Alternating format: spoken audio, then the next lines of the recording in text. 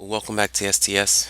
In today's video, we're going to prove that these two trig expressions are equal.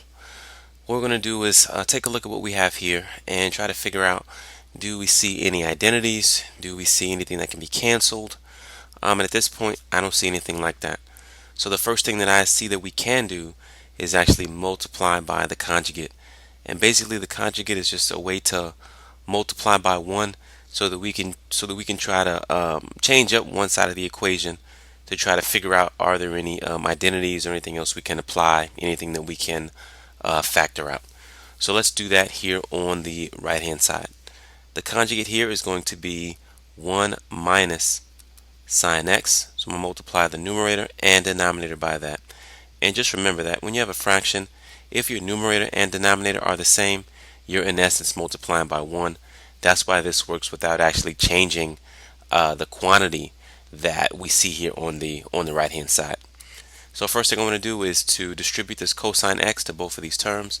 So cosine x times 1 is cosine x, and then minus cosine x times sine x is just cosine x sine x. Now on my denominator, with the conjugate here, what happens is the 1 I square, or my first term I square to just get 1, and I also square the second term. The second term here is sine, so that's going to turn into sine squared x. What I'm doing here is a shortcut method. I could FOIL, but in foiling, because I have the middle operation is different, I know that the middle two terms are going to cancel. This here is just a shortcut method there.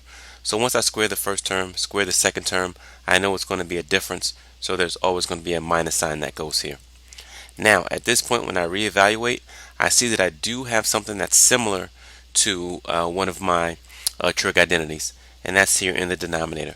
That trig identity is cosine squared x plus sine squared x is equal to 1. Well, what I notice here is that if I solve for cosine squared x, it's going to look like this denominator.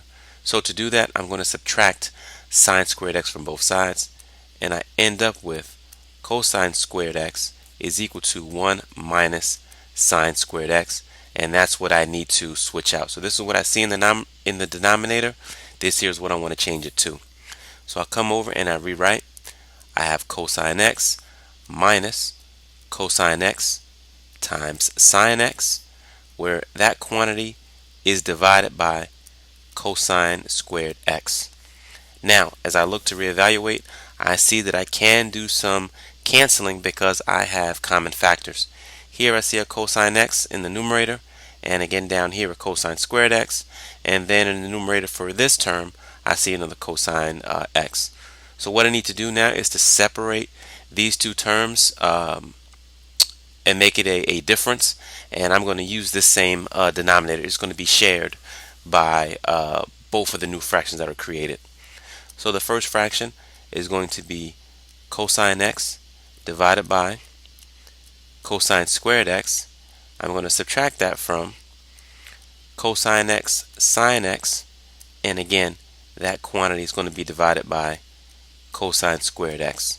Now at this point I can do the canceling of these factors here. I have 1 cosine x in the numerator, I have 2 in my denominator, so when they cancel, the one in the numerator goes away, and in my denominator it just becomes a cosine x. When I come here to the second term, I have the same situation. Cosine x in the numerator goes away, and then in the denominator it just becomes cosine x to the first power. So now I have 1 over cosine x minus sine x over cosine x, and I see here that this almost mirrors what I need here on the left hand side. I just need to rewrite it over a single denominator, and I can do that because these two denominators here match.